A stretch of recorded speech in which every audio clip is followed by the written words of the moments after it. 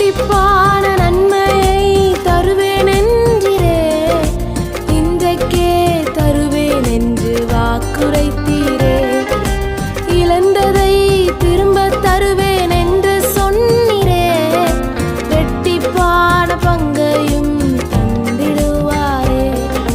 சகரியா 9வது அதிகாரம் அதனுடைய 12வது வசனம், இரட்டிப்பான நன்மையை தருவேன், இன்றைக்கே தருவேன். எனக்கு அன்பான தேவ பிள்ளைகளே, இந்த நாளிலும் கூட இந்த வார்த்தை கேட்டுக்கொண்டிருக்கிற உங்களை பார்த்து ஆண்டவர் ஒரு வாக்குறுதி கொடுக்கிறார். இரட்டிப்பான நன்மையை தருவேன், இன்றைக்கே தருவேன் என்று ஆண்டவர் சொல்லுகிறார்.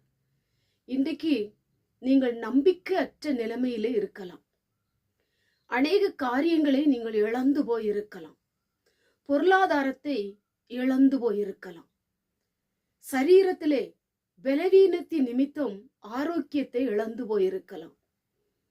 துக்கத்தின் நிமித்தம் சந்தோஷத்தையும் சமாதானத்தையும் இழந்து போயிருக்கலாம். குடும்ப வாழ்க்கையிலே நிம்மதியை இழந்து போயிருக்கலாம். இன்றைக்கு நிறைய காரியங்களை நீங்கள் இழந்து போயிருக்கலாம். நம்பிக்கையற்ற சூழ்நிலையிலும் ஆண்டவரை நீங்கள் சார்ந்து கொள்ளும் பொழுது, அவர் எனக்கு தருவார் என்று சொல்லி ஆண்டவரை எதிர்பார்த்து இருக்கும் பொழுது, நீங்கள் இழந்தது நிமித்தம் ஆண்டவர் இரட்டிப்பானதை உங்களுக்கு தருவேன் என்று சொல்லுகிறார். இரட்டிப்பு என்பது இரண்டத்தனையான ஆசீர்வாதத்தை குறிக்கிறது. உங்களுக்கு ஆண்டவர் இரண்டத்தனையான நன்மைகளை, இரண்டத்தனையான ஆசீர்வாதங்களை, இரண்டத்தனையான மேன்மைகளை உங்களுக்கு தரப்போகிறார். ஆண்டவர் உங்களை ஒரு நாளும் கைவிட மாட்டார்.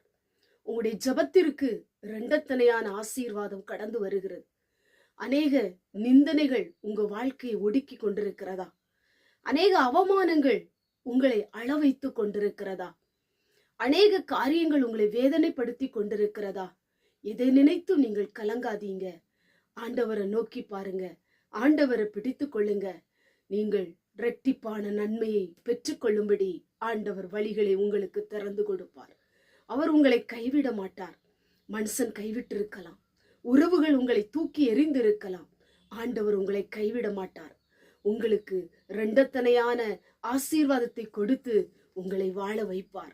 உங்களுக்கு சமாதானத்தை கொடுப்பார், சந்தோஷத்தை கொடுப்பார், பொருளாதாரத்துல பெருக்கத்தை தேவன் கொடுப்பார். எது எது நீங்கள் இழந்து போனீர்களோ அதை 2 மடங்கு கொடுத்து உங்களை கர்த்தர் ஆசீர்வதிப்பார். கண்களை மூடி ஜெபம் பண்ணுவோம்.